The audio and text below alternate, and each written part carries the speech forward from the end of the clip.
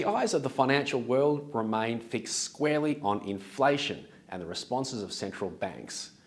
As we previously stated, the pace of the return of inflation to target range remains the central figure which will drive economic outcomes throughout 2023 and into 2024. Here in Australia, our own Reserve Bank decided to pause its rate rising cycle at its meeting in earlier July. The second such pause following a decision to pause in April. But don't be fooled into thinking that this is the Reserve Bank calling peak. A quick review of the minutes of the July meeting, what was looked at and what was given the most attention, adds weight to this, with the decision to pause ultimately still finely balanced.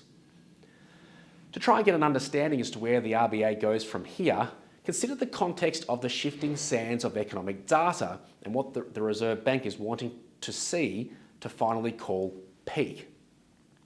When inflation was surging throughout 2022, all economic indicators were performing in a way that is typically associated with good news. We had economic growth, we had 50-year low unemployment, etc. You may remember our commentary from around that time that economic good news was actually bad news. Bad news because all of the good news was net inflationary, meaning the Reserve Bank had plenty of additional work ahead of them. Well, we've started to see the economic good news narrative shift.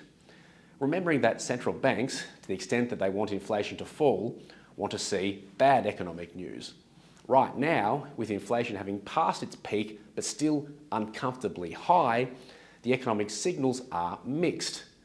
And this is indicative of the shift in momentum of inflation. And right now, there's good news and there's bad news. The good news is that the economy is still growing. In its recent board meeting minutes, the Reserve Bank noted that business conditions in major advanced economies remain expansionary, even if they are less so than in previous months. So there is still economic growth to the extent it is not recessionary. The board also noted that consumer sentiment had improved in advanced economies, but admittedly off a low base, but a positive nonetheless. Locally, the Reserve Bank notes softening economic conditions, which is economic bad news. But on the other hand, employment growth continues to be robust, with measures of spare capacity near multi-decade lows. So locally, again, for each improving metric, that other hand is well at play. The Reserve Bank noting that consumer spending has been weak in the first half of 2023 because of the effect of higher inflation, increased tax payments and higher interest rates on households' real disposable incomes. And other signs of stress likewise aren't yet manifesting. All of the sound and fury appears to be, well, signifying not all that much at all. Households are noted to be feeling the pinch, but arrears on home loans remain universally low. Household savings are falling, but consumption figures are still a real mixed bag. And all of this tells us that we're not there yet. The pace of the decline in inflation back towards its target range of 2 to 3% won't meet the bank's expectations while these indicators are mixed.